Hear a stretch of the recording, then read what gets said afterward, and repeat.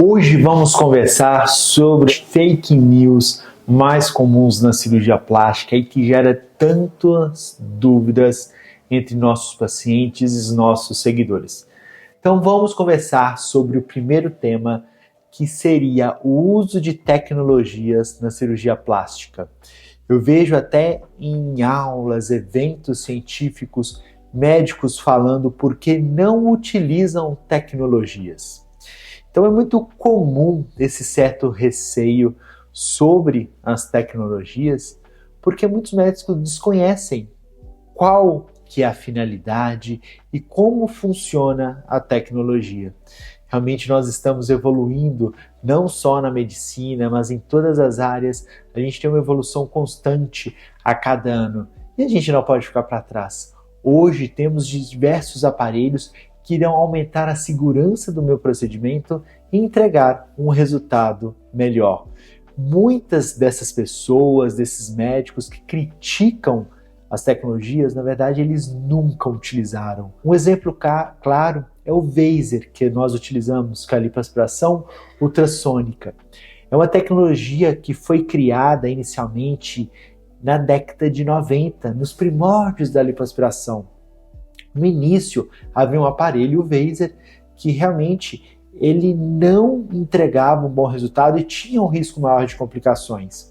E aí foi evoluindo até chegar na terceira geração do Vaser, que foi lançada em torno de 2002. E depois esse aparelho ainda passou por novas atualizações. Então, a partir de 2002, foi descoberta a frequência específica de ultrassom para que seja separada as células de gorduras. O Vaser é um aparelho de lipoaspiração ultrassônica. Ele é passado antes de se retirar a gordura e ele emite uma onda de ultrassom que irá separar as células de gorduras. Então, a partir de 2002, eles chegaram nessa frequência específica para separar células de gordura. Então, realmente, é um equipamento que eu consigo fazer uma lipo com menor trauma, um menor sangramento e, com certeza, retirar mais gordura.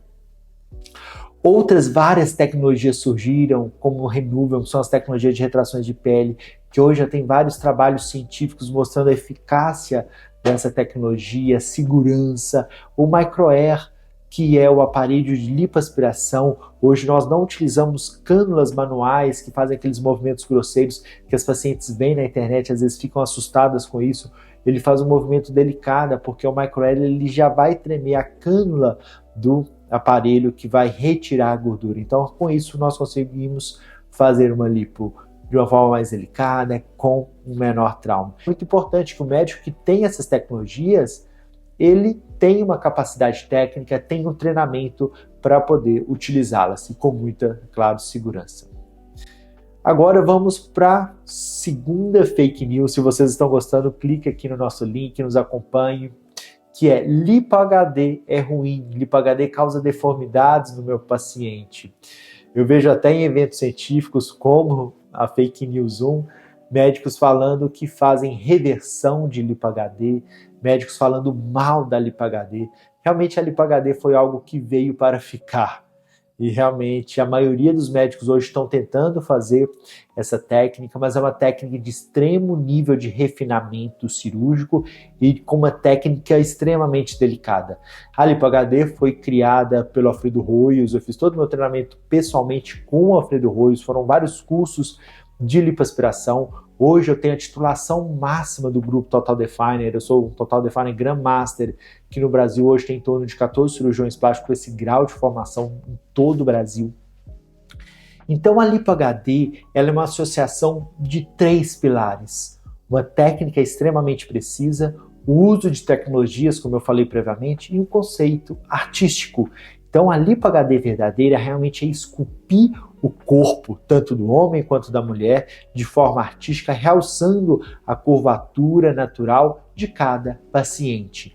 Muitas pessoas imaginam, e até médicos falam que a LipoHD é criar gominhos de gordura, realmente isso não existe, ou deixar a pele bem marcada do paciente. O que é isso? Fazer uma lipo bem agressiva para formar uma linha aqui na pele do paciente, uma linha aqui no meio, uma linha na borda lateral do músculo reto, e com isso o paciente tem uma aparência de estar forte.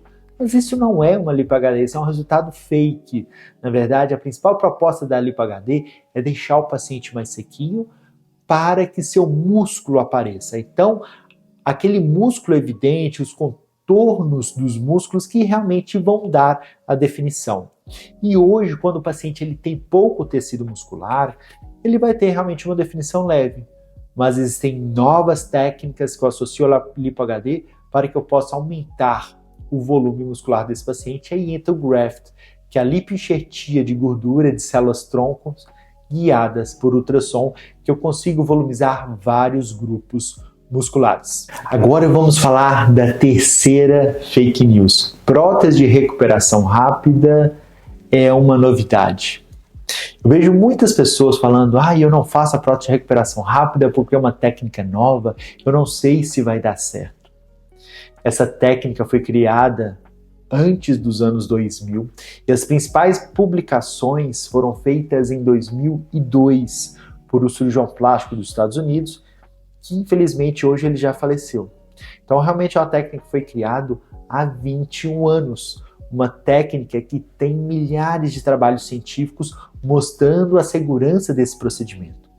Quando eu faço a cirurgia de recuperação rápida, eu sigo 14 passos de segurança que foi prescrito por esse cirurgião plástico nos Estados Unidos, o Tebbets, para fazer uma cirurgia mais segura, com menor trauma aos tecidos mamários, o menor risco de infecção, o menor risco de contratura capsular. Com isso, eu consigo proporcionar que esse paciente retorne às suas atividades físicas, atividades habituais, de forma muito mais rápida do que uma cirurgia tradicional de prótese de mama. Quando a gente fala que o paciente tem que fazer um movimento dos braços após a cirurgia, na verdade não é um movimento aleatório, é um movimento de fisioterapia para que esse músculo seja estimulado e não haja um edema nesse músculo, né? Com isso a paciente ela vai sentir menos dor e vai ter essa recuperação muito mais tranquila do que uma cirurgia tradicional de prótese de mama. Na cirurgia de recuperação rápida, eu sempre posiciono a prótese no plano dual plane. O que é isso? Parcialmente recoberto pelo músculo, né? Então aqui a prótese está parcialmente recoberta pelo músculo e a borda inferior vai estar recoberta pela glândula, não é completamente submuscular. E muitos pacientes acham que essa cirurgia vai doer mais por estar embaixo do músculo. Na verdade, hoje, com a técnica cirúrgica bem delicada, é uma cirurgia que dói muito menos do que a colocação da prótese no plano acima do músculo. Antigamente, as pacientes sentiam realmente muita dor quando a prótese era colocada no plano submuscular, mas por causa da técnica cirúrgica. Esse músculo, antigamente, ele era dissecado às cegas. Então, era uma cirurgia que sangrava mais, traumatizava os tecidos. Hoje, nós fazemos uma cirurgia com mínimo sangramento. Eu tenho uma pinça especial que eu vou cauterizando os vasinhos antes que esses vasos sangrem. E realmente é quando o vaso sangra, que traumatiza as costelas, que a paciente vai ter dor no pós-operatório. A maioria das pacientes chegam aqui na minha clínica falando que vão colocar uma prótese eterna. Foram lá no cirurgião plástico, ele coloca a prótese eterna. Aqui a gente está vendo vários tipos de próteses. Hoje eu utilizo as principais marcas, as melhores marcas de implantes mamários, mas nenhuma marca é perfeita, né? Todas as próteses têm uns pontos positivos, todas têm uns pontos negativos, mas uma coisa que é comum em todas as próteses, elas nunca foram eternas. Isso realmente é uma fake news importante, isso até muito bem falado pelo FDA dos Estados Unidos, pela Anvisa no Brasil, pela Sociedade de Cirurgia Plástica Brasileira, porque a principal complicação que leva à troca do implante é a contratura capsular. Então aqui tem o implante, ele é um corpo estranho, então o nosso corpo vai formar uma camada ao redor do implante e com o tempo essa camada, né, que é uma cápsula, vai contraindo e vai apertando o implante. Isso chama contratura capsular. Existem vários graus de contratura capsular, desde aquele grau mais leve, que é o grau 1, que a paciente vai sentir a mama mais endurecida, até o grau 4, que a paciente vai sentir dor. Então, quando começa a surgir esses primeiros graus de contratura, o ideal é que a paciente troque esse implante, retire essa cápsula. E com isso, a paciente, né, vai melhorar esses sintomas. Então, prótese não é eterna, um dia vai ter uma complicação. A literatura científica mostra que a taxa de contratura capsular pode chegar a 19%. Então, muitas pacientes vão desenvolver contratura capsular ao longo do tempo. Não existe aquele dogma, eu tenho que trocar minha prótese a cada 10 anos. Nunca, né? Na verdade, não existe isso. A paciente ela tem que trocar a prótese quando realmente ela sente algum sinal de contratura capsular, e isso vai ser acompanhado pelo seu médico, pelo cirurgião plástico, ou pelo seu ginecologista, que vai pedir aqueles exames periódicos de ultrassom de mamas, e nisso já vai ser possível avaliar como que está o tecido mamário. Geralmente, após 10 anos de implante da prótese, eu sempre indico a realização de uma ressonância nuclear da mama, porque é um exame mais preciso. Comum, essa também vemos toda semana aqui na clínica, que a cirurgia plástica é para emagrecer? A maioria das pessoas chegam aqui na clínica acima do peso, querendo realizar um procedimento cirúrgico, achando que a cirurgia plástica vai transformar a sua vida. Mas não é bem assim. Para mim, a cirurgia plástica é um dos pontos, das etapas para a transformação da qualidade de vida do meu paciente. A cirurgia plástica de forma isolada realmente não vai proporcionar muita coisa. Então, para o paciente realmente ele transformar sua vida, melhorar sua autoestima, ele tem que mudar vários pontos da sua vida. A cirurgia plástica vai ajudar muito, mas que o paciente chega naquele momento da cirurgia plástica, ele tem que ser preparado. Ele tem que estar no peso adequado, ele tem que estar com os exames ideais para que a gente possa realizar essa cirurgia com muita segurança.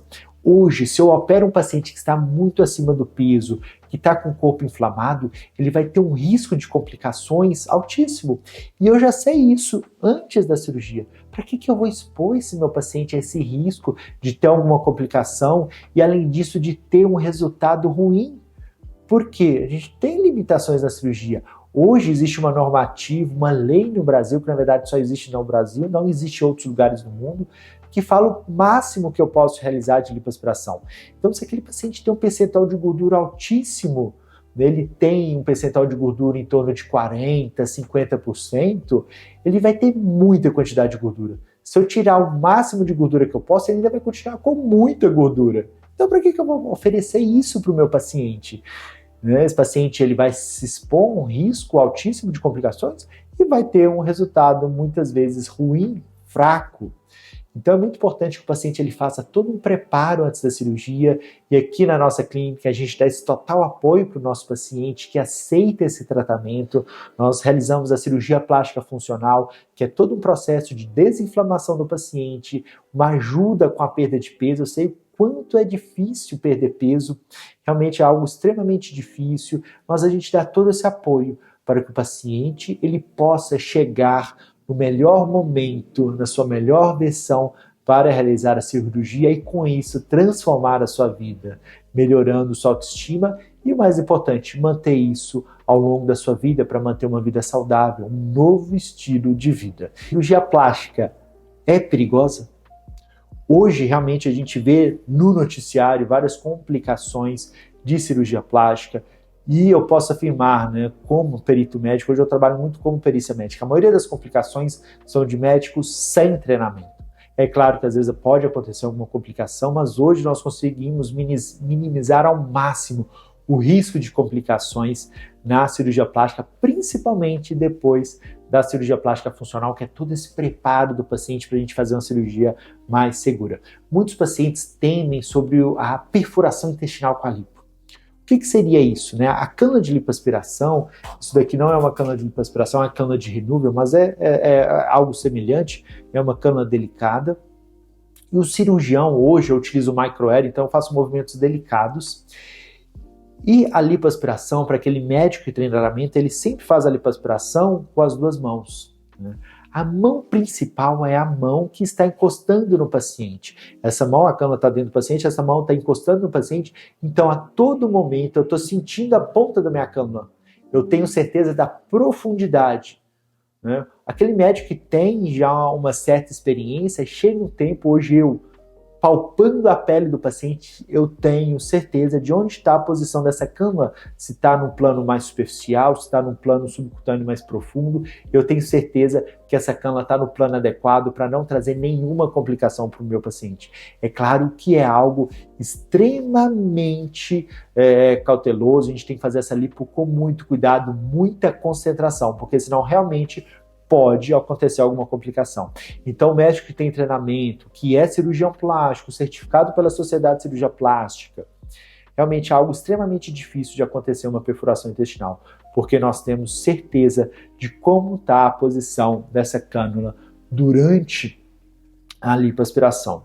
Em alguns tipos de cirurgia, igual no enxerto de gordura no glúteo, né, o glúteo, eu não posso colocar gordura dentro do músculo glúteo, então eu realizo esse procedimento guiado por ultrassom, né, porque é um procedimento realizado sob visão direta ali com ultrassom. Outra complicação na cirurgia plástica seria a trombose, né, que seria a primeira complicação mais comum. Hoje nós conseguimos identificar aqueles pacientes que têm um risco maior de ter trombose, que é o paciente inflamado, que ele vai ter uma alteração na análise da composição corporal, que é o exame Embody que realizamos aqui na clínica, e ele também vai ter alterações nos exames sanguíneos, né, mostrando marcadores inflamatórios elevados. Então esse paciente eu consigo tratar ele antes da cirurgia, para realmente ele esteja bem no momento da cirurgia, com todos esses cuidados no pré-operatório, durante a cirurgia e também um tratamento muito individualizado no nosso pós-operatório, que realmente fazemos um atendimento multidisciplinar, cuidando muito bem desse paciente. Se vocês gostaram, né, desse assunto, clique aqui no nosso canal, se inscreva, que com certeza teremos muitas novidades. Se vocês tiverem algum assunto que vocês estão em dúvida e queiram que eu fale aqui no nosso canal, só colocar aqui nos comentários, mandar mensagem, que vai ser um prazer imenso poder ajudar vocês a esclarecer todas as suas dúvidas e a realizar o seu sonho de uma cirurgia plástica com resultado de excelência e com muita segurança.